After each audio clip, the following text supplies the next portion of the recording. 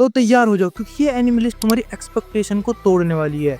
तो 2025 का सबसे एंटिसिपेटेड और सबसे जबरदस्त एनिमे जो सबको फैंडम मिला देने वाले हैं। तो नए हीरोज, नई दुनिया और नए ट्विस्ट जो सबका दिमाग हिला देंगे। तो वीडियो शुरू करते हैं एक धमाकेदार काउंटडाउन के साथ।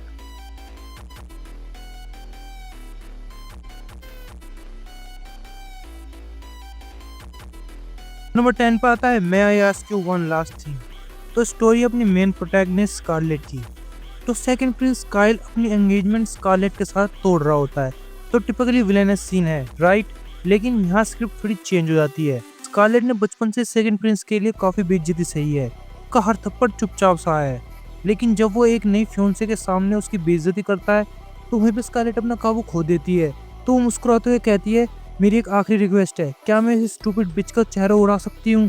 तो भाई ये एक over the top villainous energy है जिसके अंदर क्रिज्मा भी है और कॉमेडी भी है। अगर तुम्हें एक स्ट्रॉन्ग फीमेल लीड प्रोटैगनिस्ट देखना पसंद है तो ये एनिमे तुम्हें जरूर पसंद आने वाला है।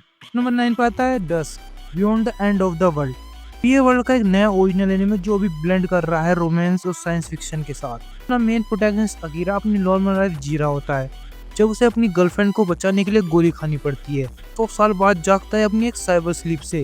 इनमें से उठने के बाद उसे पता चलता है कि पूरी दुनिया बदल चुकी है। फ्लाइंग टैक्सी, न्यू साइन सब कुछ फ्यूचरिस्टिक हो चुका है। तो ये है कि जो एंड्रॉइड उसकी मदद कर रही है वो बिल्कुल उसकी एक्स गर्लफ्रेंड जैसी दिखती है। तो अब अकीरा के पास एक ही सवाल है, तो मेमोरीज और रिलेशनशिप सब कुछ टेक्नोलॉजी ने रीराइट कर दिया है। उसने ग्राउंडेड स्टोरी है जो कि पीए वर्ल्ड के सिग्नेचर स्टाइल के साथ बनी है। तो अगर तुम्हें डीप साइकोलॉजी रोमांस पसंद है कोई फ्यूचरिस्टिक सेटिंग के साथ तो इसे मिस मत करना। तो नंबर 8 पे आता है अ वाइल्ड लास्ट बॉस अपीयर। तो क्या तुमने कभी सोचा है क्या होगा तुम अपने फेवरेट गेम के विलन बन पाओ? तो ऐसे कुछ इसमें एनिमे में होता है। अपना मेन कैरेक्टर जागता है और रियलाइज करता है कि वो बन गया है लूफस मैफल, एक over power black wind tyrant की दुनिया डरती है। 2 साल पहले सील हुआ ये मॉन्स्टर अब सबका नाइटमेयर बन चुका है। लेकिन अब तुम इसकी बॉडी में हो और हंटर तुम्हारे पीछे है और तुम्हें सरवाइव करते हुए ये फिगर आउट करना है कि ये सब कैसे हुआ। फैंटेसी सेकाई विद एमोमो ट्विस्ट टोन ऑफ एक्शन। एक लीड कैरेक्टर जो सबका दुश्मन है, कॉमेडी ऑफ एरर भी है और एपिक बैटल भी है। तो नंबर 7 पे आता है कैट आइज। 3 महीने टोमी, फुई और आई दिन में तो चलाती है क्यूट का वेपन लेकिन रात को बन जाती है प्रोफेशनल थीव्स। उनकी जिंदगी का सिर्फ एक ही मिशन है, अपने मरे हुए पिता की स्टोलन आर्ट्स को वापस कलेक्ट करना। पर लेकिन प्रॉब्लम है डिटेक्टिव तोशी जो उनके पीछे हाथ धो के पड़ा हुआ है। और मुझे ये बात तो ये है कि डिटेक्टिव तोशी की जो गर्लफ्रेंड है वो इन तीनों चोरों में से एक है। तो ये रीमेक काफी ज्यादा एक्साइटेड होने वाला है। तो सारे इशू फिक्स कर दिए गए हैं। Classic old school art style को मॉडर्न एनिमेशन पॉलिश के साथ मिक्स किया गया है। तो अगर तुम्हें स्टाइलिश हेस्ट, स्मार्ट थीव्स और रोमांटिक कॉमेडी सिनेमा देखना पसंद है तो ये एक परफेक्ट ब्लेंड है। यहाँ पे 3 महीने मिलकर दिन में तो कॉफी शॉप चलाती है पर रात को चोर बन जाती है। Exactly the chaos we needed. तो नंबर 6 पे आता है वंडर डांस। को अपना मेन कैरेक्टर जिसकी जिंदगी का एक सिंपल रूल है कि हाई स्कूल को ज्वाइन करना और अपने दोस्तों के साथ रहना, बिना क्योटिक लाइफ के अपनी सिंपल लाइफ जीना। उसकी जिंदगी जब बदल जाती है जब वो डांस करते हुए देखता है हिकारी वांडा को। वो इतनी फ्रीली डांस कर रही होती है जैसे उसे किसी की परवाह ही नहीं है। तो इस फ्रीडम को देख के कोबू को इतना इंस्पायर होता है कि वो डांस क्लब ज्वाइन कर लेता है। वांडा के साथ वो स्टेप बाय स्टेप सीखता है खुद को एक्सपीरियंस करना। तो बेसिकली डांस में बेसिक स्पोर्ट एनिमे है जो कि मैड हाउस बना रहा है। तो भाई I am sold. Mad house के फाइट सीक्वेंस जैसे अगर कोरियोग्राफ डांस में भी आ जाए तो मैजिक हो जाएगा। तो हर रूटीन एक स्टेप के साथ शुरू होती है और ये जर्नी लाइफ और लव दोनों की तरफ ले जा सकती है। तो नंबर 5 पे आता है my friend little sister has it in for me. तो अकेटोरियो के लिए हाई स्कूल का यूथफुल एक्सपीरियंस एकदम बकवास है, वेस्ट ऑफ टाइम है। फ्रेंड्स, गर्लफ्रेंड, फन सब कुछ बेमतलब है। वो एफिशिएंट रहना चाहता है पर लेकिन जब उसकी बेस्ट फ्रेंड की बहन इरोहा जब उसे कॉन्स्टेंटली टीज करती है तो पागल होना शुरू हो जाता है। वो सच में उसके कमरे में रहना शुरू कर देती है, उसके बेड पे लेटना शुरू कर देती है जैसे वो उसी का घर हो।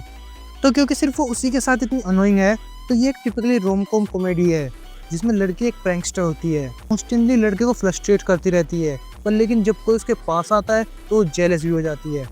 तो ऑलरेडी काफी बजे से एनीमे का राउंड प्लेफुल और जेलस क्यूट है लेकिन ज्यादा हो गया तो अनोइंग भी होता है। तो देखने में मजा आएगा कि किस तरह का कैरेक्टर है। तो नंबर 4 पे आता है my status as assassination obviously exceed the hero class. तो एक इसेकाई सेटअप है जिसमें अपना मेन कैरेक्टर अकीरा ओडा और उसके क्लासमेट दूसरी दुनिया में समन कर लिए जाते हैं। तो लेकिन जहाँ पर सबको चीट स्किल मिलती है, अकीरा को मिलता है सबसे middle ability assassination class. Sound lame और प्लॉट ट्विस्ट ये है कि मीडियोकर क्लास जल्दी हीरो क्लास को भी सरपास कर जाती है और आगे चल के आखिर नोटिस करता है कि जिसकी इन्होंने समन किया है इस दुनिया में उसमें कुछ गड़बड़ है। तो फॉल्स क्राइम में फ्रेम होने के बाद उसे वहां से भागना पड़ता है। अब ये यहाँ फैंटेसी एडवेंचर नहीं बल्कि ट्रस्ट नो वन सर्वाइव बन जाता है। तो विजुअल में मॉडर्न पुलिस है और 90s की डिटेल करेक्टर डिजाइन भी। तो सनराइज स्टूडियोज को बना रहा है, मतलब ये high quality action scenes guarantee होंगे। हैज असैसिनेशन और बॉस फाइट सीन पे भी इंसेन डिटेलिंग है। तो नंबर 3 पे आता है सेंटा। तो बात है साल 2080 में। यहाँ जापान में बच्चे सिर्फ 0.1% पॉपुलेशन है। जो बच्चे हैं उन्हें उनकी नेशन ट्रेजर की तरह ट्रीट करती है। रूल्स और प्रोटेक्शन से वाइप्ड आउट हालत काजू शिंजी सेंडा भी उन्हीं में से एक है, जो कि एक शेल्टर लाइफ जी रहा होता है। पर तब तक जब तक उसके क्लासमेट फुजिमारा से एक पागल रिक्वेस्ट नहीं करती कि एडमिट करो तुम ही सेंटा का रिबॉर्न हो और अपनी पावर यूज करके मेरी बेस्ट फ्रेंड को ढूंढो, और कहती है कि बस एक रेड स्वेटर पहनो और ट्रांसफॉर्म हो जाओ। काजू सोचता है कि यह क्या मजाक है, नाइफ निकाल लेते और कहती है कि तुम्हारा ब्लड भी तो रेड है। तो साइंस जो इस एनिमे को बना रहा है, स्टैंडर्ड आने के बाद इनका एक बड़ा प्रोजेक्ट है। तो उनके क्रिएटिव विजुअल और ओपनिंग बैंगिंग काफ़ी ज़्यादा फेमस है। तो डार्क और वाइडर कॉन्सेप्ट के साथ काफ़ी ज़्यादा एक्साइटेड है ये। तो नंबर 2 पे आता है 100 मीटर और के मांगा का एक नया क्रिएशन, लेकिन बिल्कुल अलग स्टाइल में। तो यहाँ स्कॉलर्स नहीं एथलीट्स तैयार होते हैं। टोगाशी एक नेचुरल स्प्रिंटर जो 100 मीटर डैश आसानी से मार लेता है।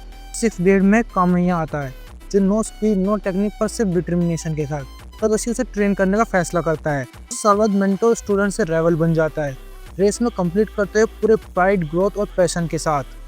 तो ये ग्राउंडेड और इमोशनल है, तो लेकिन स्प्रिंट फिनिश करने का रस भी देता है। और जैसे पावरफुल स्टोरी टेलिंग के साथ ये मूवी है और स्पोर्ट्स एनिमे फैंस के लिए मस्ट वॉच है।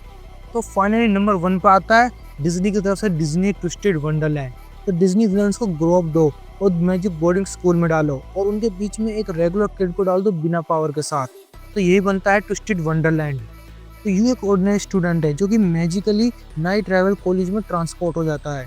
एक स्कूल है जो 7 डोम्स में डिवाइडेड है। हर एक क्लास डिज्नी विलन से इंस्पायर्ड है।